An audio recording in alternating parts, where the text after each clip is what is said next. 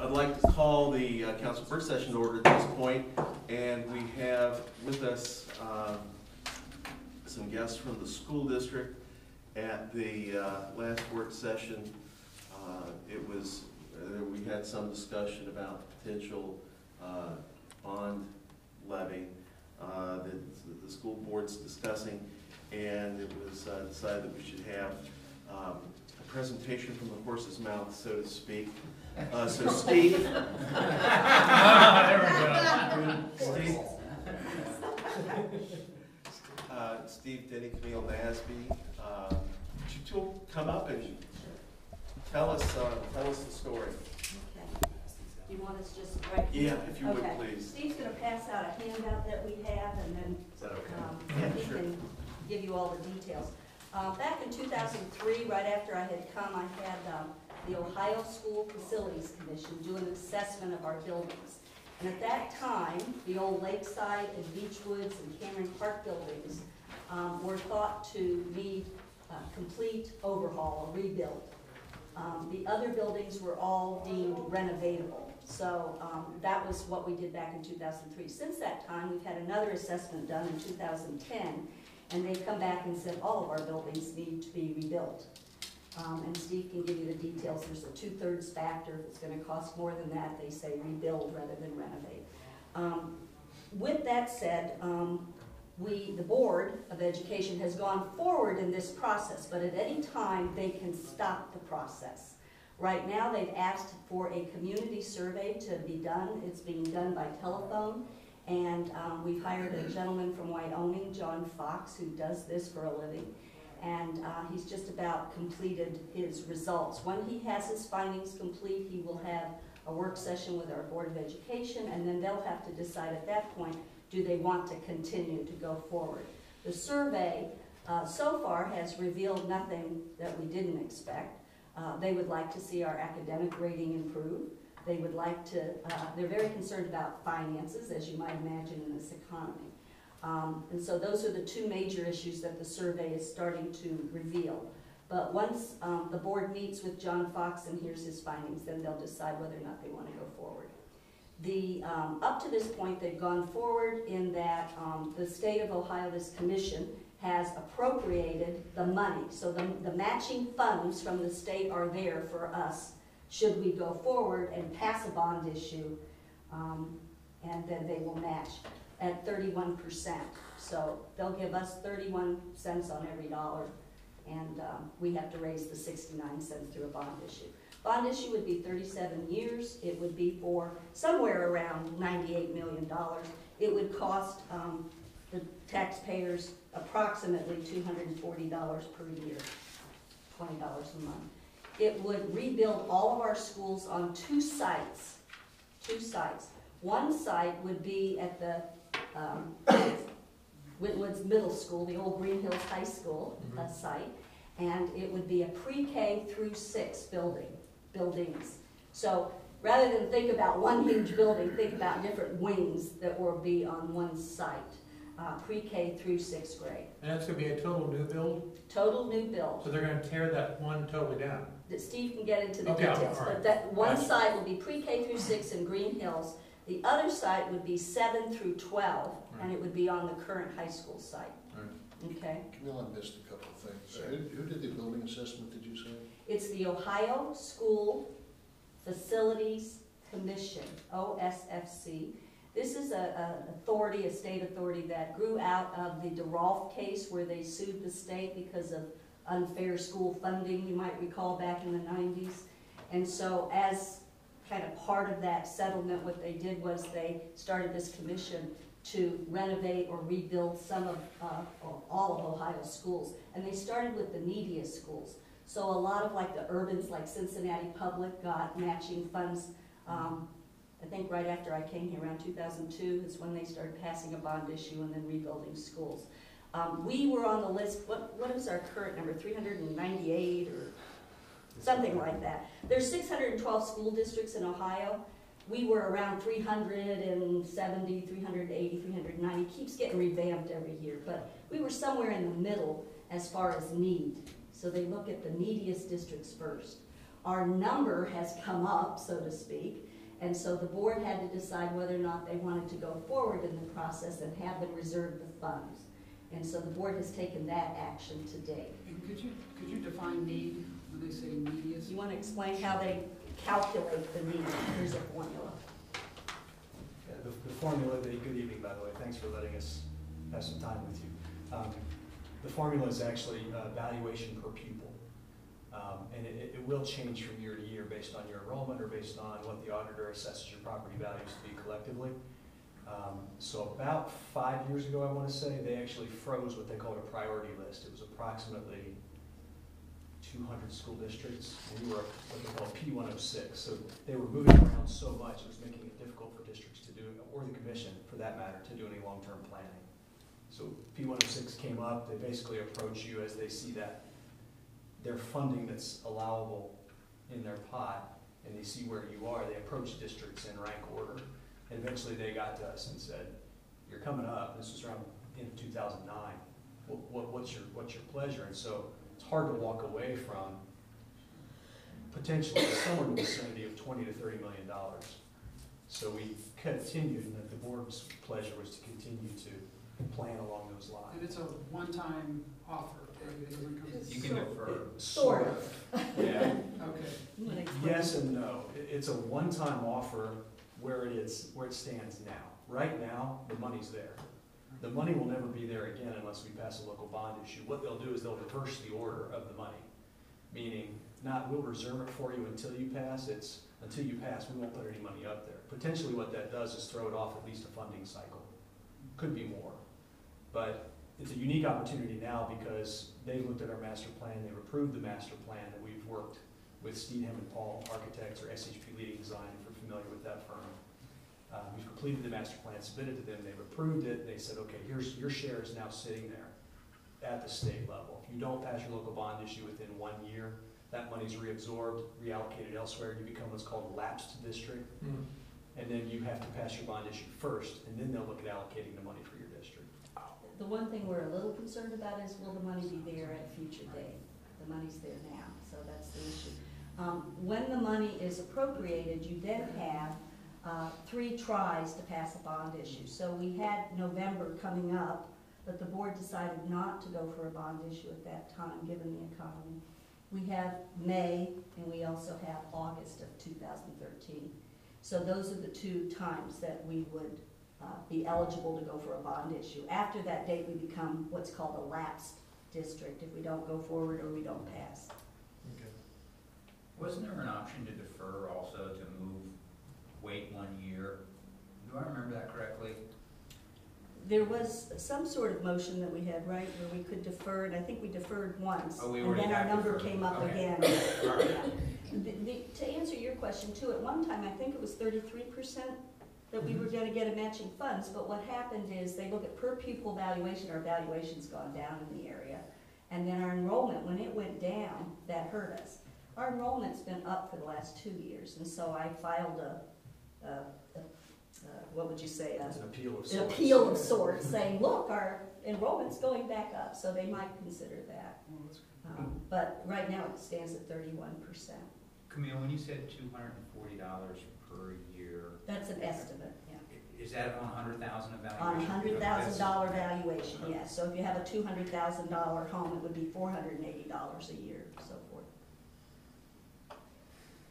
Now, Terry was asking us when we were sitting there, will there be community engagement? Absolutely. If the board goes forward, there would be lots of meetings beginning in January where we would invite the community to ask what would they like in these buildings. And Steve's been doing some surveys to get at that. You know, we've done, these are fairly informal, not electronic, and I think we have to be sensitive to residents that don't have computer access or don't have the savvy to access the surveys. But this is more to help people understand what kind of groundwork has been done over the last 2 years to try to envision what education needs to look like for our kids 10 years from now. We don't even know what jobs are going to exist 10 years from now, so it's somewhat challenging to try to build a school that can satisfy that kind of a demand. But if you build it with enough flexibility in mind, you should be able to attain those things down the line. But we've done a lot of educational visioning around that. OSSC was kind enough to use us as an experiment and help fund an educational visioning consultant who specifically specializes in brain research and architecture. So she came in and Usual compliment. we've heard that, right? But she basically came in and helped guide us through a process with our students and some community members and staff on what our schools needed to be able to deliver for kids. What are the outcomes for the students? So we basically engineered surveys around 6 guiding principles that we discovered through that process that resonate in the community as well as in the educational sense. Things like providing a high-quality education, educating global citizens, giving back to the community, an emphasis on the arts, an emphasis on global focus and foreign language. These are all things that have kind of bubbled to the top in our very diverse 3 community made-up school district. When is the board deciding? Well, the survey is just about completed, and he's working on his findings, and I imagine sometime in November, December, they'll have a work session and then decide whether or not to go forward. They need to make a decision by January, because that's when we need to start community engagement in order to build up for the May bond issue if they go forward. Camille, what we need from you guys, because what we hear from people here in this community, what will a new building do for the kids? Will it make them smarter? Will it make them learn better? You know, those are the things people are asking. They say, well, why should we sit there and invest this kind of money when, you know, we're not having, like you were saying, we're not in the excellent range Right. and continuous. You gotta let us know what Okay. we have to tell the people based upon all your investigation and doing what you're doing. I mean, I understand what's going on here. They say, well, this needs to be updated and that kind of stuff, but what is it gonna do for the kids? Well, How will it help them? Well, Steve can tell you some of the repairs and things that we don't have, that we wish we had right now. Essentially, when he was talking about the visioning, that really will help kids learn better because, for example, in the Academy of Global Studies, and Maria knows a lot about that, they require the 2 networks that we belong to, the Asia Society and the New Tech Network, they require double-spaced rooms so that the kids can work in teams to, you know, to solve their project. We don't have that kind of space right now. The classrooms are, you know, small like you're used to. So we need double classrooms, that would help. We need computer technology, infrastructure. What other things would you say? There is research actually that shows that kids' scores do go up in new facilities. I don't think that's necessarily true, but there is research that suggests that. I will tell you that Mount Healthy recently built, Right. they have increased their enrollment, for one thing. And I just think there's a whole lot more opportunity, don't you, as far as the arts, as far as things that, you know, require facilities. Yeah, it's just that basically what you've got is buildings that were built in an industrial model. They're the double-loaded corridors, you know, it's factory assembly, basically, and this is a completely different world we live in now where the emphasis is on not only high academic achievement and, you know, a lot of the things we learned in school, you can pull out your phone and look it up now. So the landscape's completely different. It's a lot more about problem solving, critical thinking, communication, creativity, and these are kind of the new emphases that you hear more and more and more. And it's not to sacrifice sort of a nuts and bolts approach or a 3 R's approach to education, but that's such a minimum threshold now. What's happening over and over, I think we found in the last decade, is we keep bumping into our buildings. They weren't designed to do some of the things we're trying to make them do.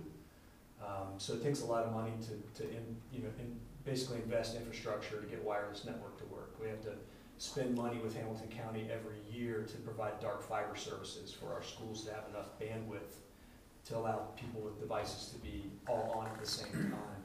I mean, technology has so turned everything upside down. And has helped students learn. All right.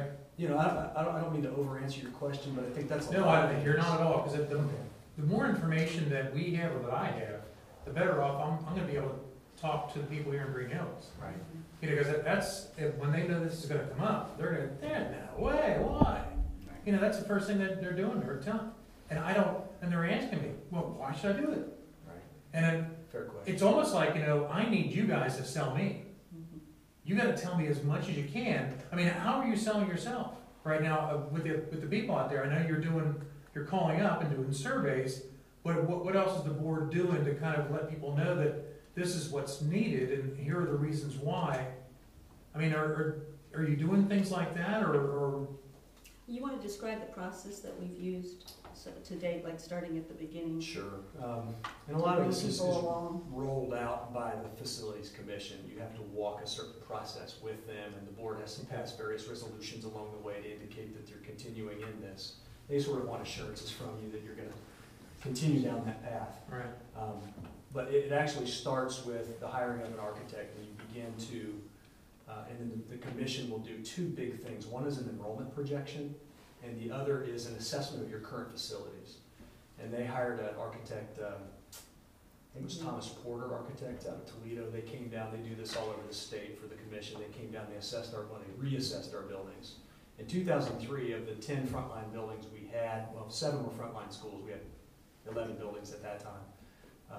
4 of them were ruled, it would cost more than 2/3 the cost of building a new school to renovate them, bring them up to current code, create ADA access, provide enough electrical capacity for the buildings to meet modern standards, all these kinds of things that we really need to have in a modern facility, whether it's a school or anything else. When they came back in 2010 and did the reassessment, they basically said all your buildings are shot in terms of renovation. You would be better off building new schools than renovating these. Now they'll say at the same breath, that doesn't mean you have to go tear all these buildings down. They will build in an allowance for you to demolish them in the overall scope of the project and the funding that they'll agree to co-fund. Anything else you decide to do, you're on your own. They'll say, well, that's a locally funded initiative. But past that, they basically said it's going to cost you so much money to bring all these buildings up to current code. You're better off just building new schools. So part of what we did is we conducted focus groups. Some of you may have been aware of this. Some of you might have even been invited to one, I'm not sure. But certainly several of your residents were. There was a Greenhills focus group, a Forest Park focus group, a Springfield Township focus group, a parent focus group, a student focus group, a faculty focus group, and an alumni focus group. And these were each 7 to 12 people. And we pulled them all together, and the architect facilitated some discussion without any of us around to get some real honest feedback on what's the community values, what is the community really after. And one of the things that came up a lot is we have a high tax rate. And whatever you do, whether you build or renovate, and some people didn't really care what we did, but whatever you do, it better be operationally efficient. That was a very common thing. That's part of why we arrived with our facilities advisory team, which I'll get to in a second, because that was a later iteration of our process. But that's part of why we landed on 2 sites. If you can reduce from 6 frontline schools down to 2 frontline schools, you achieve a ton of operational efficiencies, both in staffing, utilities, ordering, purchasing. I mean, you name it. You're gonna streamline your operations considerably, and you get the most bang for your buck by closing down 4 schools and building a pre-K-6, because we can basically collapse those into one large building, similar to what Mason might have, because they have really large schools if you've ever been in a Mason school. Right. The demographics have changed. I mean, we have a lot of schools here, now we don't have as many kids, for sure. Right. Okay. And that's part of the picture is the commission is projecting our enrollment to be about 150 kids less in 10 years than it is now. The only thing we've pushed back on them about is there's a little J-curve going on right now because of our open enrollment policy. We've attracted almost 200 students over the last 2 years. So depending on how that continues to go, and I mean the school world is so competitive now, whether it's community schools or other public schools open enrollment or private schools, we're going to continue to have to reinvent ourselves to compete as well. Yeah, they're all having open houses. Exactly. Yeah, you see the ads. Yeah, all over the summer, everywhere, yeah. So then what is there's gonna be 4 schools that are closed, I guess Well, just close them all? That was the original idea, was close 4, build this pre-K-6, and then we'll worry about 7-12 later perhaps in a segmenting, because they'll let you segment your project along certain rules that I will not bore you with, but because that's how you achieve the greatest efficiency. But as our facility advisory team, which was a 38-person team that Glenn was on. Glenn actually sat on that team as a parent, and Ms. Kovac was on that team as a municipal representative. But we had parents, kids, staff members, community members, and we wanted a community representative team. We had a lot of serious discussion about how do you build in one community and not the other. You actually serve 3 communities. But how do you build in, say, Forest Park and not build in Greenhills? Or how do you build in Greenhills and not in Forest Park? And eventually it was just decided that the the best course of action was to pursue the entire project at once. Now, that's a piece of the feedback that we could hear from the community is, hey, $240 a year on a $100,000 valuation is too much. So, and we'll listen to that. We really are all ears. We're not going into this with a bunch of preconceived notions. We basically kind of need to know what the community wants to do, to be quite frank with you. If they see this as a value, and I understand there's a communication point there, but we haven't really even started our real communication campaign. Gotcha. So if we did go with the 2 campuses, how many schools would actually be left empty? Oh, left empty, 6. 6. Yeah, six schools we currently use that would not be used at that time. And then the district would be looking at what do we do about land development, or how do we lease those out? Or there's certain laws where if you decide to sell it, you're required to offer it to a local community school first. And there's a lot of public laws around some of that, that it's not as simple for us to, develop something as it would be for a private entity to do so, because there's a lot of regulations. But There was in Mount Healthy, that's where I have my business, and I know when they were demoing the 4 to 5 schools there, they had to have them demoed by a certain time in order for them to get a certain amount of money, like a kickback, if you will, because to tear them down, timing-wise, they rushed through, make sure they got them all down and cleaned up, because I guess they were getting a certain amount of funds for that if they get it done by a certain time. okay, I mean, is there something like that going on with the state or no? they've not made us aware of that. That if might have that's been a the case. local thing, I think, Okay. Mount Healthy. Yeah.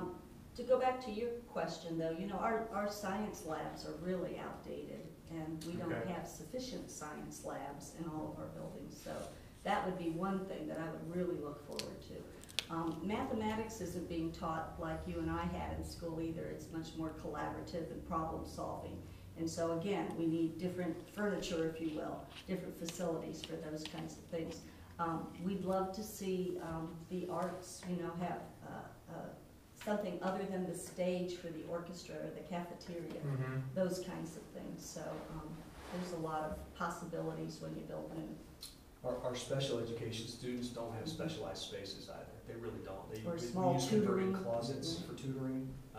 I've walked by, in fact, even when I was principal of school, it was not uncommon for me to have kids and teachers sitting on the floor in a hallway. You got 5 or 6 kids huddled around a teacher because they just need to go find space, and there's no space for them to go. And I had somebody complain to me one time about, why do you have the kids sit on the hallway? I said, I'm thankful our kids will go sit anywhere if somebody's willing to learn, and the kids are willing to learn, and the teachers are willing to teach. But is that the best case? Absolutely not. I think our kids in our community deserve something better. We just have not had the physical space to engineer that until this opportunity came along. And that's why the board's interested in pursuing this. There's a lot of value add in this for us educationally, for our community. I think the other thing that bubbled to the top in the focus groups, as well as in our facility advisory team, was what can these facilities give back to the community? We've heard How for can the years. community use our buildings? We're for very what they interested in need? a shared concept. We've had conversation about the community building. How can we, is there an opportunity to have Greenhills administrative people in that building too? And We've talked a lot about that, and we're certainly open. yeah, I guess I've got kind of 3 questions. I'll fire them out and let you guys respond to them. One, where are we headed with the community building in this picture? Because that's the probably most misunderstood piece of property in 45218, as far as I can tell, as to who owns it and whatever. So just any thoughts about that? Then I believe Mount Healthy, it seems to me that the pattern sometimes, if this isn't well thought out, is the communities pass a bond levy to build, and then they look around and go, holy smokes, we need a little money to operate this place. And that follows. So just give us some thought about, hey, how are we addressing this? Because that's not something that should be a surprise to anybody. No. And then the third is, I'm curious, how old is the newest building in the district, roughly? 1971. 70. Yeah, that's the high school. It's Winton Forest. Oh, Winton Forest? 41 years.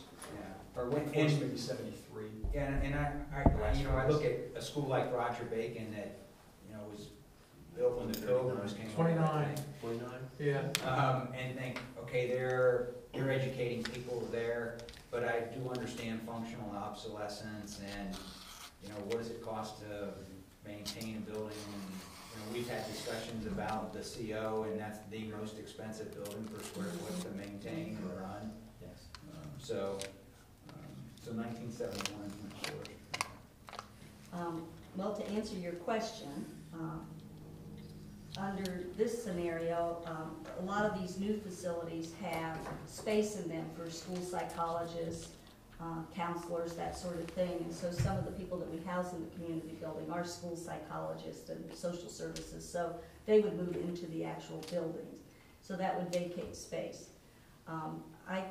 I can't speak for what the site would look like, because that hasn't been decided, but I would think the central office would be demolished. And we've had conversation about would we be placed in the buildings, or would we be in the community building? So there's definitely, Do you want me to decide that for you? Or?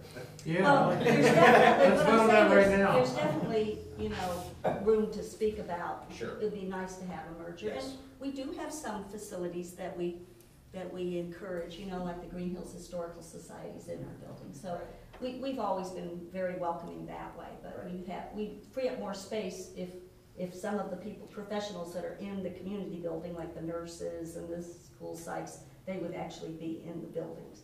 So that's one issue. The other issue that comes up about this is we have 2 board members that were very interested in community learning centers, and that's where you have space in the building where the community can come in at night and use the space, or maybe even during the day. And a lot of Cincinnati public schools have used this space, to bring in like a local dentist and have a dentist office there, or health services, or whatever the community really wants. So that would be something that the community would have to tell us that they wanted, and would be willing to pay for. It wouldn't necessarily cost more money, but if it was a specified space, it would. Your other question was operating. Operating expenditures, as you know, are separate from capital, and that is a concern for us. But we have cut to push out an operating levy several years. So if this bond issue were to pass next year, it would be several years before we'd have to come back for operating. All of that is contingent upon what the state does, what the economy does, so there's no definite answers. I just know that we've made some serious cuts to push it out, and our treasurer says that it's pushed out for several years now. About 4, did he say? 2 to 3 for sure. Yeah, Is so. the goal. And we've cut 62 positions in 2 years, and we have only, 340 staff total. Something like that. So It's we've drastically cut reduced. anywhere, somewhere between 15 and 20% of our staff in the last 2 But that is years. going to always be a concern, and that's what's happened in Mount Healthy. They built Yep. new buildings and then couldn't pass an operating levy and had to keep slashing staff. That's So a little that's a Miami story worry. too, right? I won't lie, that's a worry. Yeah, no, I think it's important to talk about. Whether we like it or not, we live in Ohio, And you're going to have levies all the time. It's just the reality. Then who did the assessment for the 64 million repair? Mr. Danny, our business manager. Yeah, I sat down with Gary Sweetman and our architect, and they have some costing models that they run. Those, basically, there's a giant inventory sheet for every building, and we went through that, item by item, looking at over the next 15 to 20 years, this building's gonna need a new roof, this building's gonna need new electrical services replaced, this building's gonna need new hot water returns for the boiler, this building, all these types of things. High school I'm sorry. Go ahead, I'm sorry. I was gonna say, the high school, for example, has 6 different heating and air conditioning systems. None of them work properly. So you either freeze in one part of the building or really hot. Or people call and complain in the morning that it's cold, so we turn it on, and then by the afternoon, when the temperature swings 30 degrees this time of year, they're burning up and you can't turn the boiler off. So it creates a lot of discomfort for kids. And these are just the nature of the schools. So.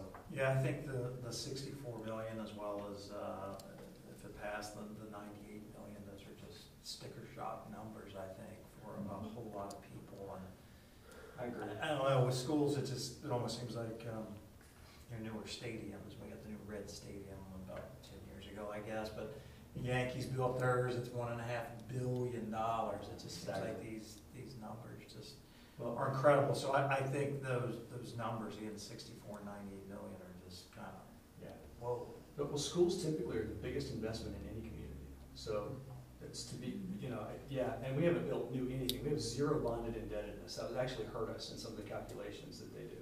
Because they want you to have a little bit of debt. Why, I really don't understand that. But we haven't invested in schools at all. In fact, if you track our capital spending across the last 20 years, it actually has come down considerably. You go spike every now and then where we buy some new buses maybe, but it's really come down. And just if I could speak to the numbers, what I actually worry about more is that we won't spend 64 million over the next 20 years on our schools. Because there are things that absolutely need to be done, and we may not be able to afford to do it. That's just what it will cost. That's what we should spend on our schools, really, because a lot of them have, the buildings themselves in terms of the structure and the framework are fine. Structurally they're very sound.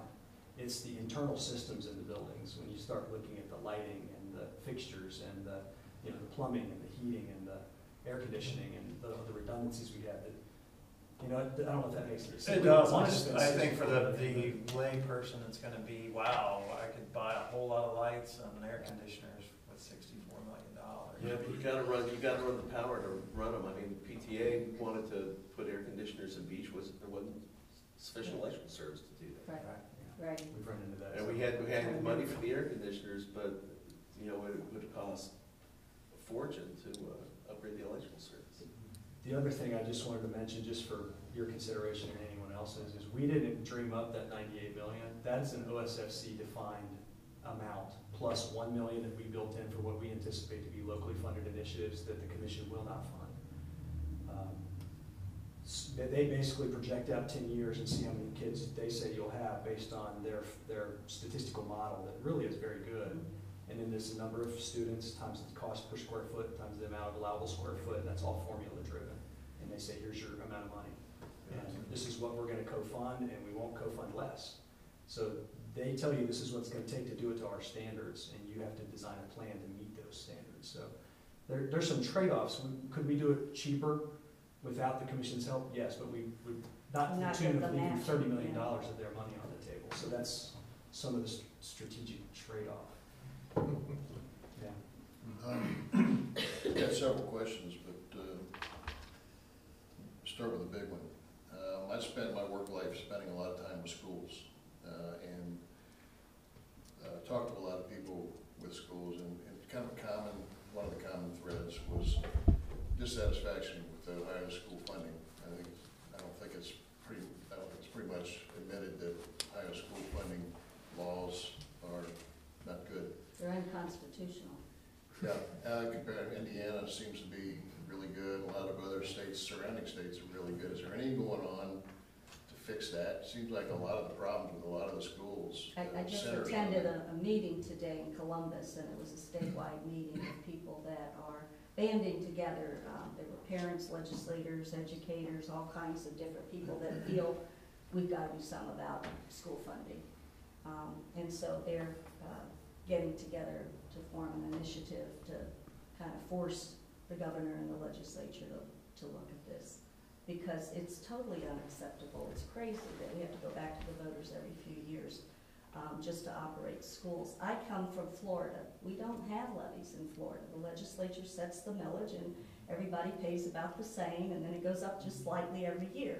And it just seems like a much more sane way to fund Kentucky's schools. the same way as Yeah, well. Kentucky Yeah. is too. Indiana is. But what happens here is that wealthier communities can pass levies, Yeah. and poorer communities can't. And I just think that's flat out wrong for the children who live in the poorer communities. Amen. They can't afford it, Well, just so. about every aspect of it is wrong. It astounds me that the legislature requires a group of citizens to get together and form an initiative to get them to do what they ought to be doing anyway. I mean, why is that not a huge priority? I don't understand. And we don't know, that's a whole nother topic we could talk days on, but. But apparently what I'm hearing is that there's really not much going on at the legislature to change things. They think everything's peachy, I guess.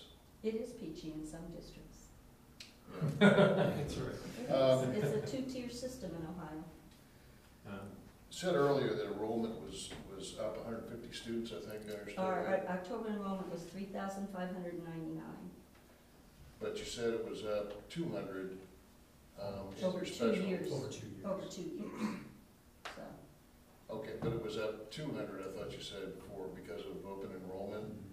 Over the last 2 years. Does that mean we've we've lost 50 if you add the 200 in for the open enrollment students for your, you know, your new initiatives that are going on up there with the Chinese and the global initiatives?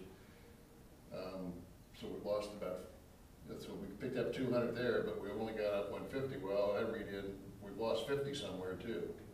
So is that people That's moving true. out Or leaving the district, yeah. other schools or whatever? That's true. So we still got. We've also still seen a an problem. influx of kindergartners. There've been a lot of, we had to add kindergarten teacher, We right? had a teacher. So a lot of young kids are moving into the district.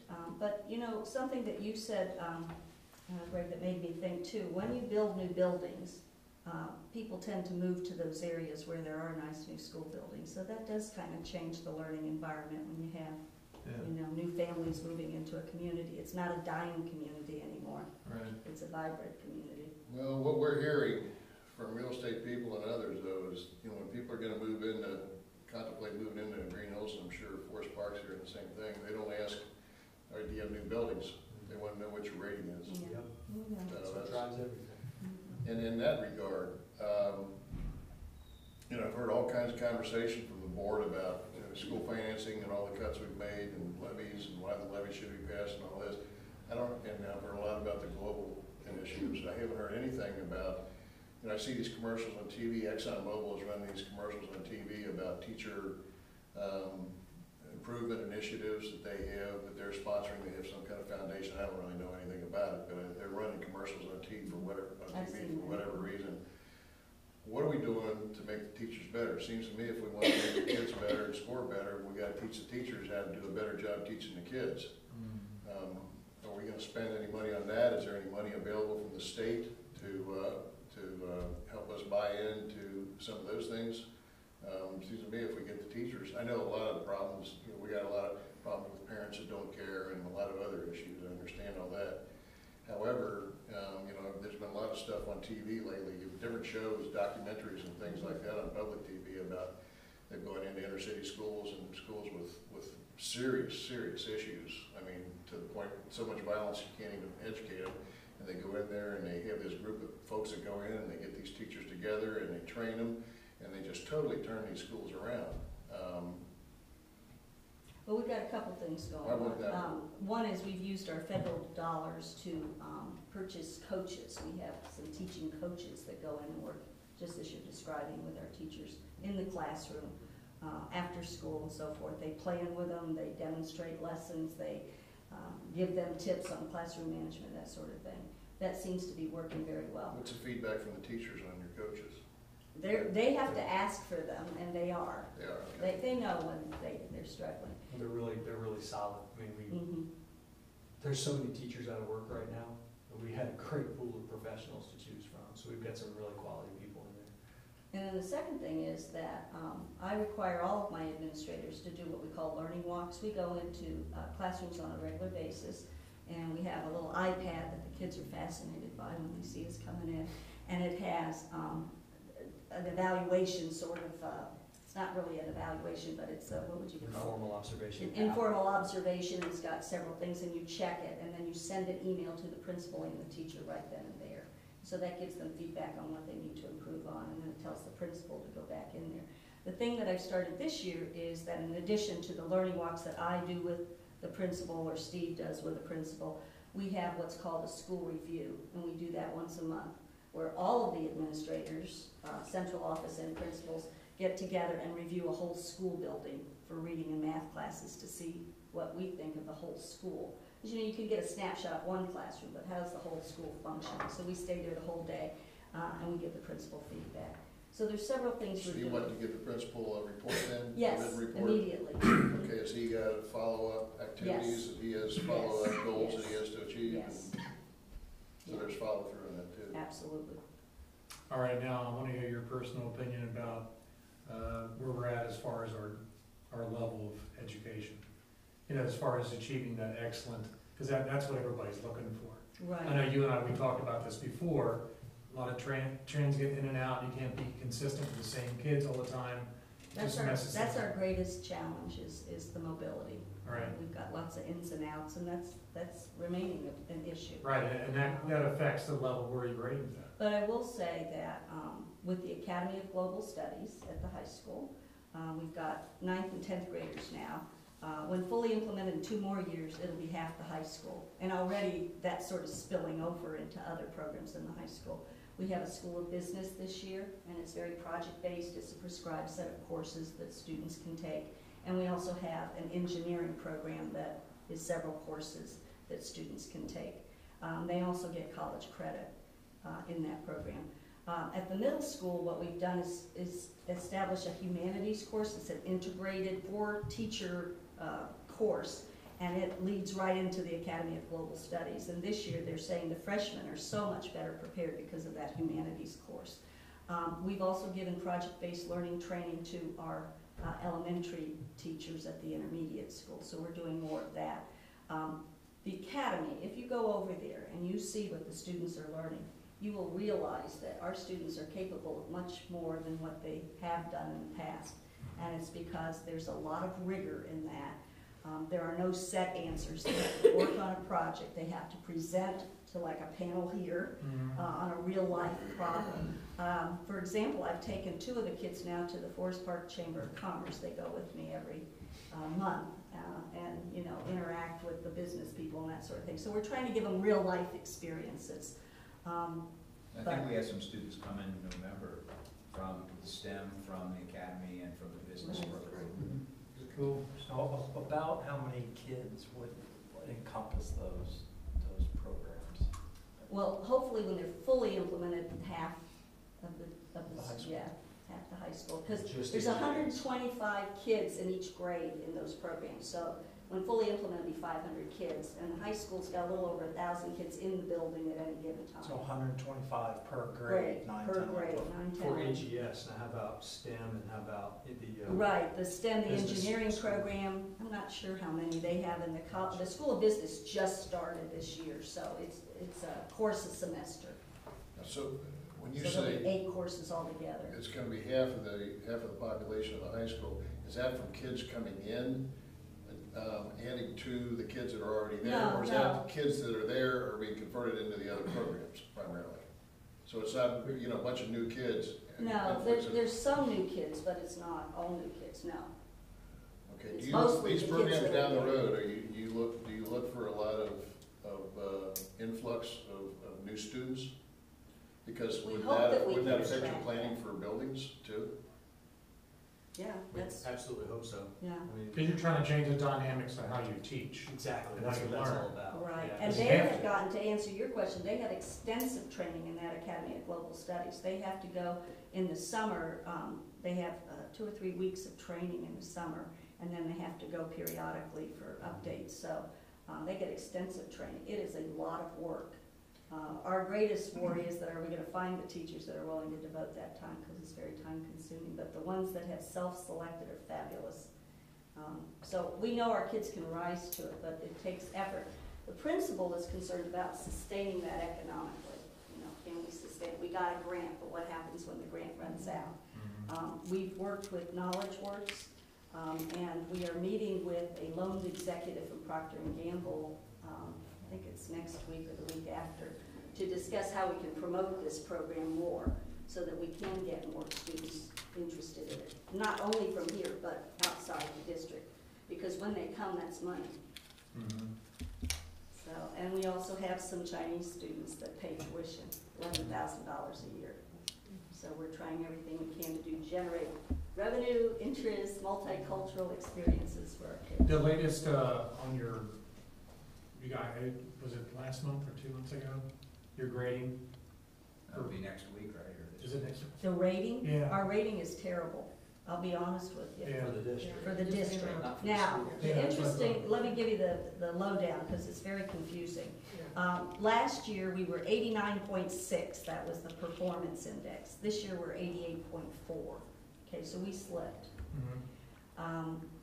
That would have landed us in continuous improvement. You have to have a 90 to be effective. All 3 buildings that are classified for value added met value added, but the district did not. So Okay. all the buildings met it, but the district didn't. We have grade level schools. Our only explanation is that when you aggregate them as a district measure, that you have more confidence in those numbers, so your standard error of measurement is smaller. And so we fell right out of that. Wow. The state allows you plus or minus 2 standard errors around the mean, and so when that shrinks with more, it's all statistical. We've both called ODE about it, because it's very difficult to explain to people how all the schools comprise, and we basically have 3 effective schools and 3 continuous improvement schools. But the district's overall rating is academic-wise, because of the value-added piece, it lowers you a level. Wow. So, It's pretty frustrating. we have 2 things. This Saturday, I'm meeting with city officials and religious leaders to say, what are we gonna do? Because this is really a crisis, in my opinion. And on October 29th, the district is hosting at the library at 6 o'clock an explanation of the report card and how it's tabulated and that sort of thing. So I hope that all of you will come, tell your neighbors. We need to all own the problem and help, because it's a community issue. What was that, Tuesday? It's October 29th, that's a Monday night, not next Monday, but the Monday after, at the library at the high school. And it will be at 6 o'clock. And so Mr. Denny has a presentation, and we'll talk about, our rating and how it's calculated, because it is very confusing to most people to explain. Oh, yeah. I think one of the other challenges we have and concerns of the village is, I mean, you're right, it's 3 communities together in a school district, which I think is, that's pretty unique in Ohio, isn't it? I mean, other than, Somewhat It's unique, it makes it more challenging. Yeah. but I believe Greenhills Greenhills students make up about 8% of the school district. Seems a little low, but I don't know. Yeah, well, it's like 127 kids. Somewhere around there, and then the number of households in the village as You well. asked for that data, so Yeah. you probably So asked it's- it. I can't remember offhand. It's a concern and a challenge, is it, I mean, are the people of Green Hills helping to flip the bill, so to say, for something that, in large part, is not really utilized by a whole lot of people? Isn't that the challenge in every community? I think the number, correct me if I'm wrong, is about 85% of the people that pay, 80% of the people that pay the taxes Do are not have consumers of children the in our product. school district. And At they're that not time. just people who have children in private or charter schools. This is an aging community, this whole area.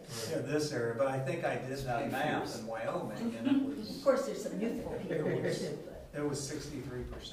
Yeah, and that's closer to the norm according to John It was Fox. 63. Yeah, so we're a little higher than average, but I didn't realize it was that. Well, if my math's correct, I did it, us as the village is 88% of the folks that are not utilizing the school versus say Wyoming, where it's 63%. So it's actually, it's a lot. It probably goes a little bit to how you define utilizing the school, because there is definitely a correlation between property values and the success of the school district. So, you know what I mean? You could say utilizing it is a physical student being there, but another way to look at it is, are we affected on the performance of the school? Sure, Yeah. sure, right. But I think, again, as far as like Greg was saying, as far as, us as residents here, and then also selling this, so to say, or bringing it up and explaining it to people, I think that's a real concern and a real challenge that. What would you suggest, Dave, to get more people with children to come back into our buildings? What would To be honest with attract you, and them? I've talked to you about this, a long time ago, but it's a real challenge here, and I'll be honest, I mean, it's a thing that I believe in as well, but Green Hills is such a community-based, we're just a small mile-square community, so to mix all these schools together, and you've heard this before, the schools merged and everything, so I kind of fall into that camp. I'm more of a community schools guy, no matter what the location is. So I don't know, I think it's a tough sell in the village, and honestly, I find a lot of value in it myself, as having a community school. I get, you know my family story. Dan was homeschooled, and we said, hey, when you're in high school, it's probably going to be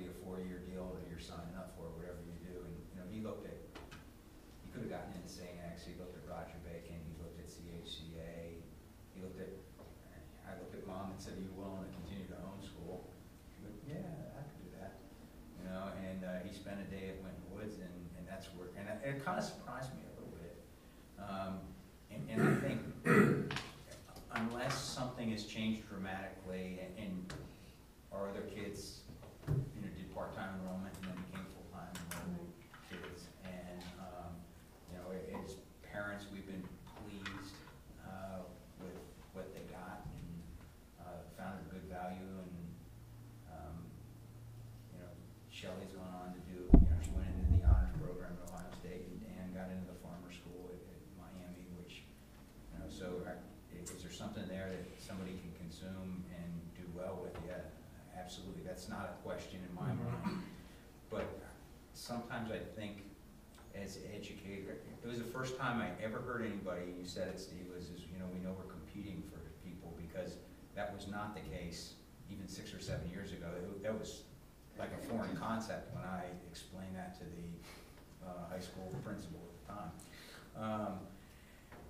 But I still don't think you, and I don't mean you two individually, but the school district in Green Hills understands how many kids are going to other places, and why wouldn't we specifically invite them to say, hey, here's our product, come look at it, come try it out. You know, Greg or somebody, I think it was Greg, mentioned all the signs for, you know, go to Roger Bacon or go to where, and those are, it's great, I think, as a parent to have choices for your kids for their education. But to be more aggressive and be more intentional, you know, parents are, in this tough economy, are writing 5-figure checks to send somebody somewhere else. And they may have a multitude of great reasons to go other places, but not to at least check it out a little more seems to me like it's a missed opportunity. Yeah, because I'll tell you what, he's exactly right. My first 2 boys went to Roger Bacon in the first 2 years, because I went to Roger Bacon. That's where they were grew up. And my second son came up to me after his first year, and he said, Dad, I don't think I want to go here next year. Why? He played football, you know, what's wrong? He said, I'm sick and tired of people talking about what they have as opposed to who they are. And that's out of the mouth of babes. That's the way I look at it. And some kids just need a bigger pond.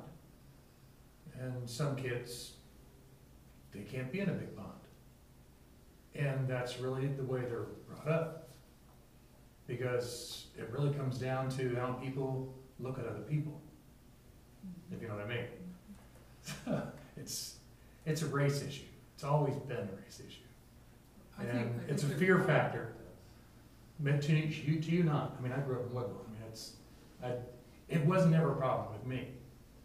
But as soon as I walked into that place and I saw how everything was, because I never visited Wigwoods, this is pretty cool.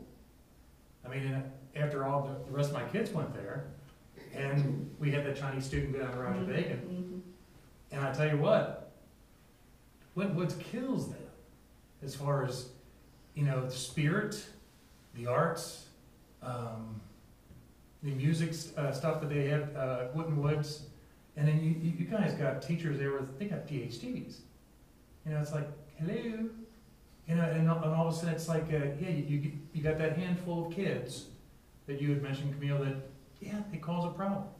You know, we always had a handful of kids down at Roger Bacon cause a problem. You know, it's always, I think it's how you're just brought up. But, you know, it's all of a sudden, if I didn't step in there, I would have never known. Never known anything at all, just wouldn't even think about it. But how do we get the people to step in to look at Exactly. it? That's marketing. Every year I invite a couple people to go see a football game. It's marketing. Yeah, can I, You gotta drag some I more know people. we're running on. Yeah, and I think we've diverged significantly from the topic at hand. Well, I think it's appropriate, though. It's a good question. And I'd just like to add a couple things. One, the public schools really never had to promote. And I think it's a new hat you're wearing, and I think it's one you have to wear. And then the other thing, too, is in tough times, the first tendency is to hunker down and become an island. And I think that the only way as a nation we're going to pull through this is if we really realize what our neighbor does is important, and how we can help our neighbor is important. And I think that tapping into that and understanding the real value of pulling together, that, you know, I'm not going to just get my own island. We can do that, but we'll implode.